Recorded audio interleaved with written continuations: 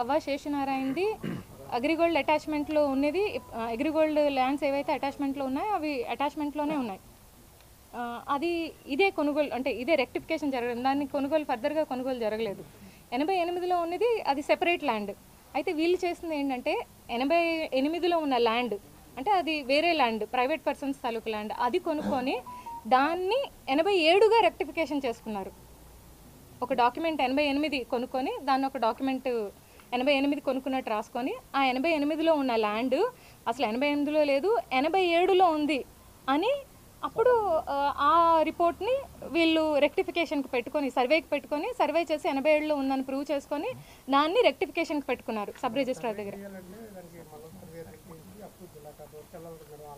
లేదు, ఎఫ్ లైన్లో యాక్చువల్గా ఇందులో విలేజ్ సర్వేయర్ మండల్ సర్వేయర్ సూపర్విజన్లో వెళ్ళిపోద్ది. యాక్చువల్గా అదేంటంటే అడంగల్లో మార్చుకోవడానికి మాత్రమే అది పనికొస్తుంది, కానీ అది రిజిస్ట్రేషన్కి వాడుకున్నారు వీళ్ళు, రెక్టిఫికేషన్కి వాడుకున్నారు. అదే ఇవన్నీ ఫర్దర్గా ఇన్వెస్టిగేషన్లో రావాలి. ఇప్పుడే మనం ఇన్వెస్టిగేషన్ చేస్తే అదే కదా మేము కూడా చెప్తున్నాం.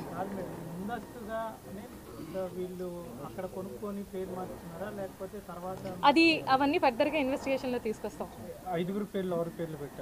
నేను చెప్తున్నాను కదా ఇన్వెస్టిగేషన్లో ఎవరెవరు వస్తే ఫర్దర్గా. వీళ్ళు కొనుక్కున్నదేమో అంబాపురం విలేజ్కి సంబంధించి ఆర్ఎస్ సర్వే నంబర్లో 88లో వీళ్ళు టోటల్గా 2160 గజాలు కొనుక్కున్నారు. కొనుక్కొని దాన్ని అగ్రిగోల్డ్ భూములకి సంబంధించిన సర్వే నెంబర్ అయిన 87లోకి మార్చుకున్నారు. రెక్టిఫికేషన్ చేసుకొని దాన్ని మళ్ళీ అమ్మేశారు అనమాట. సో దాని మీద అందులో 87లో ఉన్న భూములు అగ్రిగోల్డ్కి సంబంధించినవి. దాని మీద కంప్లైంట్లో మనం రెగ్యులర్ ఎంక్వైరీ చేయడం జరిగింది. రెగ్యులర్ ఎంక్వైరీలో ప్రూవ్ అయిన తర్వాత దాని మీద ఏసీబీలో సెంట్రల్ ఇన్వెస్టిగేషన్ యూనిట్లో కేసు రిజిస్టర్ చేసాము.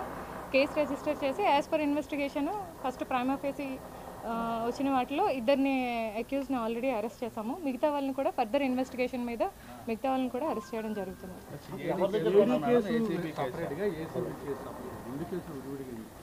యాక్చువల్గా ఇందులో మేము ఇనీషియల్గా ఎంక్వైరీ మేము స్టార్ట్ చేసి ఇందులో ల్యాండ్ గ్రాబింగ్ యాక్ట్ అలాగే గవర్నమెంట్ ఎంప్లాయీస్ కూడా ఉన్నారు కాబట్టి పీసీ యాక్ట్లో మేము కేసు రిజిస్టర్ చేయడం జరిగింది. యాక్చువల్గా సిఐడిలో నాకు తెలిసి పీసీ యాక్ట్లో వాళ్ళు కట్టలేదు. సో ఫర్దర్గా ఇందులో ఏంటంటే వాళ్ళ కేసు ఇంగ్రీడియంట్స్ ఏంటో చూసుకొని వాళ్ళ దగ్గర నుంచి కూడా తెప్పించుకొని వాళ్ళ ఇన్వెస్టిగేషన్ వాళ్ళ రిపోర్ట్ కూడా తెప్పించుకొని మేము క్లబ్ చేసుకోవడం జరుగుతుంది. లేదా ఫర్దర్గా ఏం ఇన్స్ట్రక్షన్స్ ఉంటాయో దాన్ని బట్టి చేస్తాం.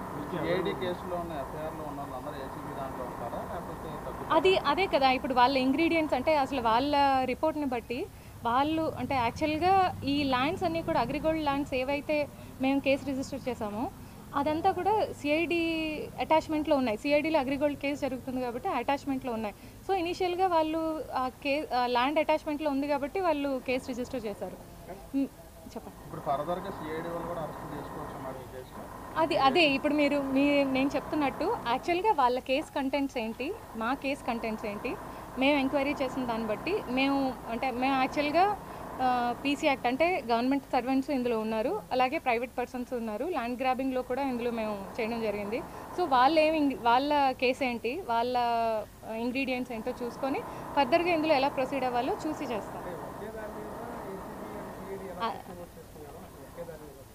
అదే ఇప్పుడు చెప్తున్నాను, ఒకే దాని మీద అని కాదు. యాక్చువల్గా వాళ్ళ ఎంక్వైరీ రిపోర్ట్ ఏంటి, మా ఎంక్వైరీ రిపోర్ట్ అంటే మేము కేసు రిజిస్టర్ చేసాము ఆల్రెడీ.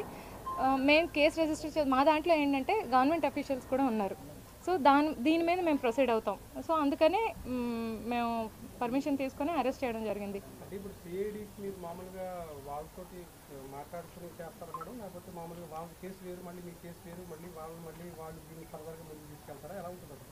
అంటే యాక్చువల్గా అయితే మేము ఈరోజు అరెస్ట్ చేసాం కదా, సో వాళ్ళని దగ్గర నుంచి అటాచ్మెంట్ ఆర్డర్స్ అవి తెప్పించుకొని వాళ్ళు కూడా ఎఫ్ఐఆర్ అది తెప్పించుకొని అసలు వాళ్ళ కంటెంట్స్ ఏంటి, కేసులో కంటెంట్స్ ఏంటి అది తెప్పించుకొని ఫర్దర్గా ఇందులో వాళ్ళు ఎలా ప్రొసీడ్ అవుతారు వాళ్ళని అడిగి వాళ్ళు ఏమైనా అంటే డీజీ గారు పర్మిషన్తో ఏమైనా క్లబ్ చేస్తారా లేకపోతే ఫర్దర్గా ఏంటి అనేది సుపీరియర్స్ పర్మిషన్ తీసుకునే వెళ్తాం. అందులోని ఇంకొకటి ఏంటంటే యాక్చువల్గా వాళ్ళు దేని మీద రిజిస్టర్ చేశారు, వాళ్ళ ఇంగ్రీడియంట్స్ ఏంటి, మేము రిజిస్టర్ చేసింది వాళ్ళు రిజిస్టర్ చేసింది ఒకటేనా వెరిఫై చేసుకోవాలి ముందు. యాక్చువల్గా మేము కట్టిన కేసులో ఇనీషియల్గా యాజ్ పర్ ఎంక్వైరీ రిపోర్ట్ 5 నిందితులు.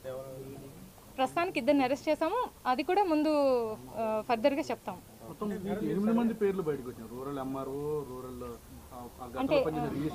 అంటే మీరు పేర్లు వచ్చాయి అంటే ఎలా వచ్చాయో మా నాకు తెలియదు. మా పేర్లు అయితే 9 పేర్లు ఉన్నాయి మేడం. ఏసీపీ మీరు 5 ఉన్నాయి, అది తేడా. మేమైతే ఇనీషియల్గా మా పేర్లు అయితే 5 పేర్లే ఉన్నాయి. మేము ఫర్దర్గా ఇన్వెస్టిగేషన్ బట్టి ఎవరెవరు ఇంక్లూడ్ అవుతారో అందరినీ ఇంక్లూడ్ చేస్తాం. గ్రామ సర్వేయర్ను కూడా పిలిపించారన్నారు, అరెస్ట్ చేస్తారు అంటే యాక్చువల్గా ఫర్ ఇన్వెస్టిగేషన్ పర్పస్ పిలిపించాము. ఎవరైతే కేసులో అక్యూజ్డ్గా సైట్ అవుతారో అందరినీ ఫర్దర్గా యాజ్ పర్ ప్రొసీజర్ అరెస్ట్ చేస్తాం. అంటే ఫర్దర్ ఇన్వెస్టిగేషన్లో ఆయన పాత్ర ఉంది అంటే ఉంటుంది, ఆయన పాత్ర లేకపోతే ఆయన్ని ఇంక్లూడ్ చేయం.